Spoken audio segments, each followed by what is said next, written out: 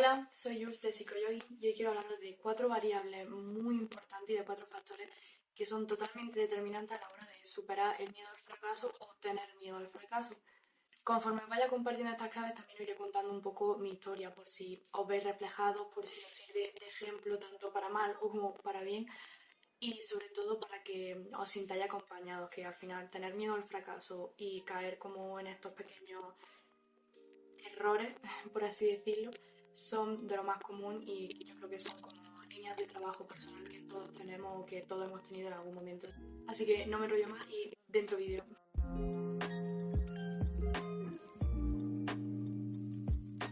El primero de ellos es la autoexigencia. La autoexigencia es un rasgo de la personalidad que lleva a las personas a ser, por así decirlo, exigentes o muy exigentes consigo mismos.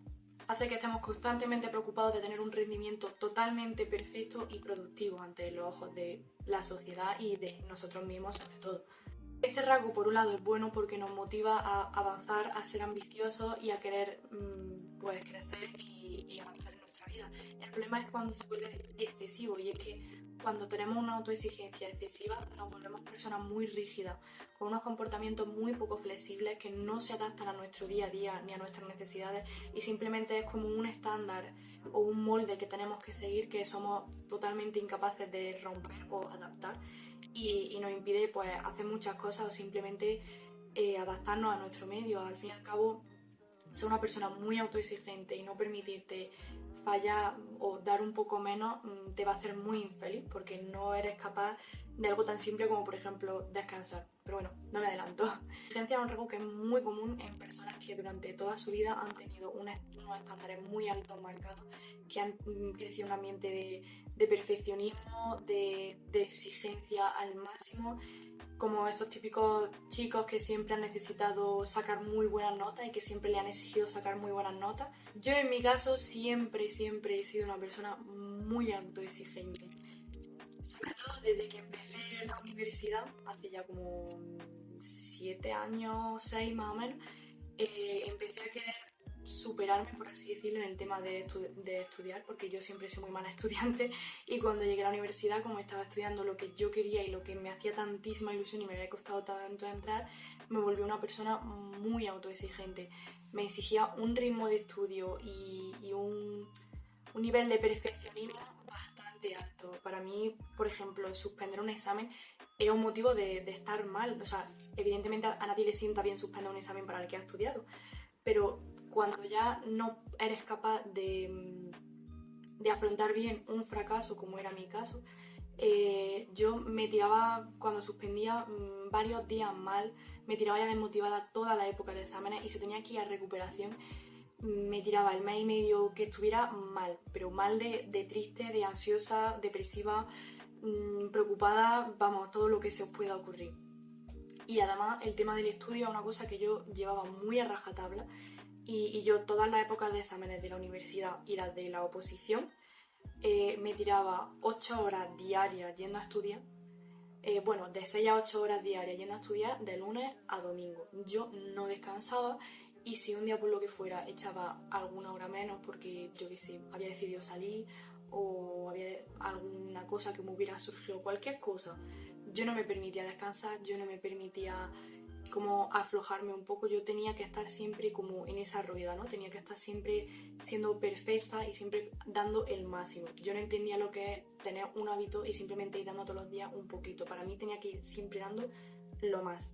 Entonces, claro, eso me llevaba a estar siempre agotada, estresada, agobiada y a castigarme muchísimo cuando no era capaz de simplemente pues, no alcanzar ese estándar. Cuando al fin y al cabo mantienes unos hábitos tan rígidos durante tantísimo tiempo y eres tan autoexigente contigo mismo, va a llegar un momento en el que vas a fallar porque no puedes dar el 100% todo el tiempo. Entonces, claro, cuando yo pasaba estos días que no podía estudiar o que no podía trabajar todo lo que a mí me gustaba, pues ya me castigaba y me decía, es que voy a suspender, no lo voy a conseguir, no voy a conseguir ser lo que quiero ser, no sé, tenía como unos pensamientos muy exagerados de como que iba a fracasar, pero no solo fracasar en el examen, sino como fracasar en la vida por suspender un examen, que ahora lo pienso y digo, es un poco locura, ¿no? Al fin y al cabo, suspendes y vas a recuperación, y si suspendes la recuperación, pues te matriculas otra vez, ya está. No es tampoco el gran drama. Conozco muchos amigos que han pasado por eso y por ello no lo han conseguido o son peores, por así decirlo.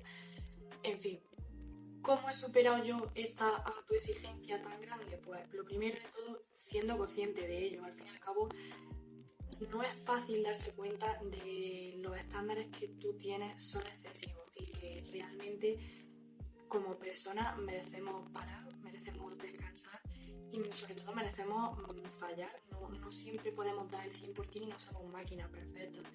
Y yo creo que para mí la clave de aprender a ser un poco menos autoexigente fue ir a terapia. Y el trabajo enorme de mi psicóloga de irme poco a poco esta idea. Y el hecho de que peté, por así decirlo, el año pasado cuando estaba opositando y yo tenía un ritmo de vida tan duro que yo no era capaz de soportarlo y yo nunca he sido buena para el tema de memorización, entonces pues memorizarme puntos de poesía apuntes no era muy realista por mi parte.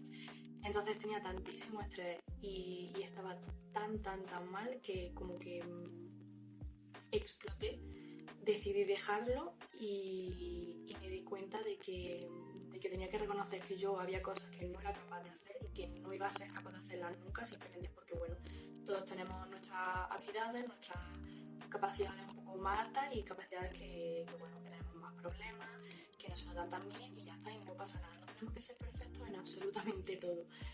Entonces yo me di cuenta un poco de esta limitación que tenía y me di cuenta sobre todo de que no era normal que yo no me dejara descansar, no era normal que yo no me dejara simplemente tener un día en el que en vez de 8 horas estudiara 6.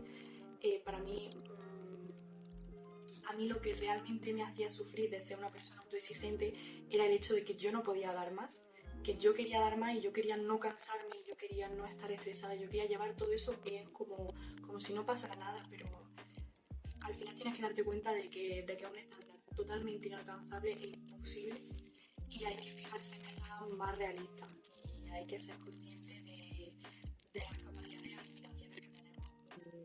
Si eres una persona que trabaja y te levantas a las 6 de la mañana, no puedes pretender luego llegar a tu casa y ponerte a estudiar toda la tarde. Como mucho puedes ponerte un par de horas, pero toda la tarde con ese cansancio te va a costar muchísimo. Y tenemos que ser simplemente conscientes de que habrá días que podamos dar más y días que podamos dar menos. Y ya está. Número 2, compararnos con los demás. Bueno, yo creo que esto es quizás lo que más común puede ser o lo que más nos puede pasar a todos. Yo, aunque suene muy feo, lo voy a decir, yo soy una envidiosa, ¿vale? Y soy una envidiosa, pero no porque desee mal a la gente que tiene cosas que yo no tengo, sino porque tiendo a comprarme muchísimo con los demás. Yo me alegro del éxito que tienen otras personas, pero al mismo tiempo ese éxito que ellos tienen y que yo a lo mejor todavía no lo tengo o no lo tengo de la forma en la que a mí me gustaría, lo uso como una forma de machacarme, no hacéis una barbaridad de cuánto. Y ese es el problema no es compararse, porque es una cosa que es inevitable. El problema es cuando esa comparación la hacemos desde la autocrítica, desde el castigo y al fin y al cabo desde la envidia. Cuando nosotros nos comparamos a los demás desde la admiración, es una forma un poco más sana y un poco más amorosa, porque al fin y al cabo el mensaje que tú te estás mandando a ti mismo es: yo quiero ser como esta persona, yo voy a lograr ser como esta persona y yo quiero crecer y tener, pues, yo qué sé, esta meta, este objetivo, esta cosa material o esta cosa no material, yo quiero saber esto o trabajar de esto o hacer esto. Al fin y al cabo es una emoción mucho más positiva que te está ayudando a salir de tu zona de confort y a conseguir otras cosas. Sin embargo, la envidia tiene un toque un poco más castigador. Es como estar ahí con el látigo diciendo: y mira, y este tiene esto y tú no lo has conseguido todavía, y mira lo que es que eres una inútil, es que no puedes, es que no sirves para nada. Te lleva a tener una serie de mensajes mucho más negativos hacia ti mismo, unos pensamientos muchísimo más difíciles de romper y que son también muy rígidos, como los de la autoexigencia, y al fin y al cabo es castigo puro y duro. No te está ayudando a avanzar y a seguir adelante, más bien te está ayudando a que te tortures por no tener lo que otras personas tienen o por no tener las mismas circunstancias. Y es que esto es la cosa principal que se nos olvida, y es que fulanito haya conseguido tal cosa y tú no, no significa que tú no seas capaz de conseguirlo, significa que tú no has tenido todavía la oportunidad. Nosotros tenemos realidades totalmente diferentes, cada persona es un mundo, cada persona tiene una vida diferente y es muy complicado que todos tengamos las mismas oportunidades y todos consigamos las mismas metas al mismo tiempo.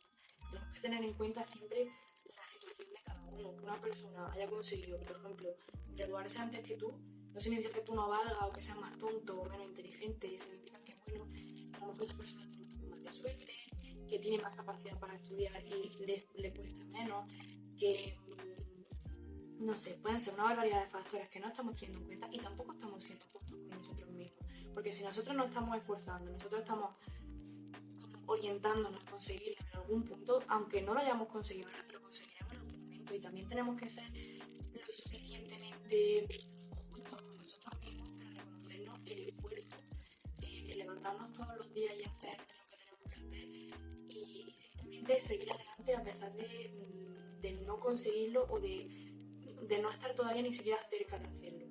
La autocrítica es una cosa que es necesaria porque nos ayuda, como he dicho, a mejorar, a adaptarnos mejor a la sociedad y a simplemente vivir mejor con los demás y con nosotros mismos. Pero cuando esa crítica es totalmente destructiva y solo sirve para castigarnos, fustigarnos y estar ahí como con el látigo todo el santo día, no es adaptativo, no es sano y vamos a acabar haciéndonos muchísimo daño, sobre todo a nuestra autoestima. Así que eso es una cosa que tenemos que trabajarlo. Y bueno, cómo gestionar la envidia lo veremos más adelante en nuestro Instagram, en Psicoyogi, seguidnos, porque estoy haciendo una serie de gestión emocional y poco a poco vamos a ir viendo cómo tratar cada tipo de emoción y cómo transitarla de manera sana, porque la envidia tiene su función y la envidia es una emoción que, aunque es muy desagradable, hay que transitarla. Número 3, la baja autoestima. Esto va muy ligado al punto anterior, bueno, a todos los puntos anteriores, tanto el de la autoexigencia como el de la envidia. Tener una baja autoestima nos lleva a tener una imagen de nosotros mismos evidentemente muy baja y a pensar que no merecemos ciertas cosas como, yo qué sé, como el hecho de tener ciertos logros, de haber conseguido ciertas cosas y sobre todo nos hace que cuando fracasemos tengamos siempre el mensaje detrás de eres un inútil, no sirves para nada, no lo has conseguido porque no vales para esto, nunca lo vas a conseguir, eres un tonto, eres un imbécil, en fin, miles de frases que nos hacen muchísimo daño a nosotros mismos y nos crea una herida que es muy difícil trabajar, pero que se puede trabajar. Lo curioso de las personas con baja autoestima es que son personas muchas veces que son muy comprensivas con los demás, que siempre tienen palabras bonitas de aliento cuando las demás personas fracasan o no consiguen lo que quieren o están pasando por un mal momento. Pero cuando a ellas les toca pasar por esa situación, son de las personas más castigadoras y más poco benevolentes consigo mismas. Yo he pasado por eso y yo he tenido que trabajar mucho en todo el tema de la autocompasión y de la empatía. El trabajo de la autoestima es un trabajo que tiene, por así decirlo, varias sublíneas de trabajo que son necesarias a la hora de poder aumentar el valor que tú tienes de ti mismo. Por un lado, implica que nos demos cuenta de que nosotros somos seres humanos, que tenemos nuestros defectos, nuestras virtudes, como hemos dicho antes, que no somos perfectos y que tenemos que aceptar que cuando somos menos deseables o tenemos un defecto o una virtud o cuando nos equivocamos, no nos merecemos ser castigados, nos merecemos aprender, nos merecemos hacer una autocrítica constructiva y nos merecemos perdonarnos y simplemente, igual que perdonaría a una persona que te pide disculpas y que te dice, oye, voy a cambiar esto y no lo voy a hacer nunca más, ¿por qué no te perdonaría a ti mismo si tú estás dispuesto a implementar ese cambio? Pues una de las líneas de trabajo es la autocompasión, aprender a perdonarnos. La otra línea de trabajo sería no aceptar ciertas cosas en nuestra vida que no nos merecemos y que no queremos. Esto parece una tontería, pero muchas veces tendemos a soportar cosas. Yo creo que esto sobre todo nos pasa en las relaciones personales e interpersonales, de que soportamos ciertos comportamientos de otras personas que nos hacen muchísimo daño y que si fuera, por ejemplo, nuestra amiga la que nos está contando que le están haciendo eso, diríamos, por Dios, ¿cómo puedes soportar eso? No, tú no puedes soportar eso, tú tienes que quererte, tienes que luchar, tienes que salir de esa situación porque no te lo mereces. Sin embargo, cuando eso nos pasa a nosotros, lo aguantamos. y creemos que no merecemos más o que no vamos a ser capaces de encontrar nada mejor. Pero la autoestima también requiere que nosotros nos pongamos en valor y requiere que si nosotros no queremos algo, salgamos de esa situación porque no nos lo merecemos. Y en el tema del fracaso, muy ligado al tema de las relaciones románticas, romper una relación no es fracasar en el amor ni es fracasar en la vida. Romper una amistad tampoco lo es. Tener problemas interpersonales, tener como esas malas relaciones, no te hace un fracasado ni hace que te hayas fracasado a nivel social. Simplemente tenemos que ser conscientes de que hay cosas que no tenemos que soportar y, y que si tú no quieres tenerlas en tu vida, no tienes por qué aguantarlo solo porque no fracase. Al final, el fracaso no es más que una especie de línea que nosotros vamos marcando, que la sociedad nos va marcando, que si caes debajo de esa línea vas a fracasar y si estás por encima, pues lo has conseguido. Entonces, de verdad lo digo, romper una relación, romper una amistad, tener problemas con X personas, no te hace un fracasado. Que una relación se termine no significa un fracaso estrepitoso y que tú tengas un problema, que tengas que, yo qué sé, que nadie te vaya a querer o que nadie te vaya a aguantar. No, tenemos que ser muy compasivos, igual que tenemos que ser autocríticos y pensar, vale, ¿qué he podido hacer yo mal? ¿Qué he podido liarla yo? También tenemos que ser autocompasivos y si nosotros nos hemos equivocado y lo hemos hecho mal, pues ya está, simplemente integrarlo como un error que hemos cometido, como un aprendizaje que tenemos que hacer y simplemente seguir adelante. No podemos estar eternamente con el látigo fustigándonos porque hayamos cometido un error. Y número 4, aprender a gestionar las emociones negativas, ¿vale? Aquí hago un inciso, no existe eso que se llama de emociones positivas y emociones negativas. En todo caso se podría hablar de emociones más agradables y emociones más desagradables a lo que se refiere a experimentarlas, ¿no? Por ejemplo, la alegría es una emoción que es muy agradable de experimentar, o el placer, o no sé, hay muchas, ¿no? Pero las emociones desagradables, como podría ser la culpa, la envidia, la tristeza, la frustración, la vergüenza, el miedo, son muy desagradables, pero no son negativas. Todas las emociones aparecen por una razón. Y en su mayoría es para ayudarnos a adaptarnos a la sociedad, a nuestro ambiente, para protegernos de ciertos factores que nos resultan amenazantes y también para ayudarnos a cambiar la situación en la que nos encontramos. O sea, esa adaptación al fin y al cabo es una forma de cambiar el ambiente o tu forma de responder al ambiente. Entonces, todas las emociones negativas requieren que se trabajen y que se transiten y que se aprenda a gestionarlas de manera saludable. Y aquí especialmente os quiero hablar un poco de la culpa. Cuando nosotros fracasamos tendemos siempre a sentirnos muy culpables, ya sea en una relación, en un trabajo, en los estudios, en cualquier cosa. Especialmente si tienes una baja autoestima, siempre va a tender a apuntar el dedo castigador hacia ti mismo y a sentirte culpable por lo que hayas hecho, por lo que no hayas hecho. Cuando nos equivocamos o cuando las cosas no salen como nosotros creemos o queremos más bien, es inevitable sentir culpa porque al fin y al cabo la función que tiene esta emoción es reparadora. La culpa nos ayuda a reparar un daño que se ha hecho y es sobre todo, tiene una función principalmente social, más que personal. O sea, cuando nosotros nos sentimos culpables tendemos a querer mejorar un daño o a reparar un daño que nosotros hemos hecho a otra persona o incluso a veces a nosotros mismos o simplemente un error que hemos cometido como pueda ser, pues, que yo me he presentado un examen, no he estudiado lo suficiente y la he cagado y la he liado y no lo he conseguido. Pues ahí estás tratando de reparar un daño y es normal que nos sintamos culpables. Pero sentirse culpable hay que transitarlo durante un tiempo, no podemos quedarnos siempre en la culpa durante meses, durante años, porque no nos hace bien. A partir de cierto tiempo la emoción deja de ser totalmente adaptativa y pasa a ser desadaptativa, nos lleva a quedarnos estancados en ese error que cometimos, nos lleva a no avanzar y nos lleva sobre todo a sentirnos muy mal con nosotros mismos y a no querernos. ¿La culpa es muy desagradable? Sí. ¿Tenemos que aprender a transitarla? Sí. Esto lo voy a decir 50 veces. La forma de gestionar la culpa es simplemente aprender a cómo reparar ese daño y sobre todo trabajar la autocompasión y aprender a perdonarnos a nosotros mismos. Si tú has hecho daño a una persona, por ejemplo, aprende qué es lo que has hecho mal, aprende cómo solucionarlo y cómo no volverlo a hacer. A lo mejor esa persona no te va a perdonar porque, yo qué sé, porque también está en su derecho, o a lo mejor no vuelves a tener contacto con esa persona nunca más en tu vida y no tienes la oportunidad de disculparte, pero aprende lo que has hecho mal en esa situación y haz que no vuelva a pasar en el futuro. Lo mismo pasa en el trabajo, lo mismo pasa en los estudios. Tenemos que aprender de las situaciones que hemos hecho mal, tener como esa autocrítica, pero siempre desde el cariño y desde el respeto hacia nosotros mismos, por supuesto, y hacia los demás.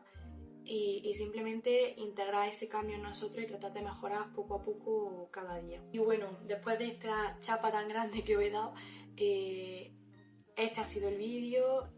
Espero que haya gustado.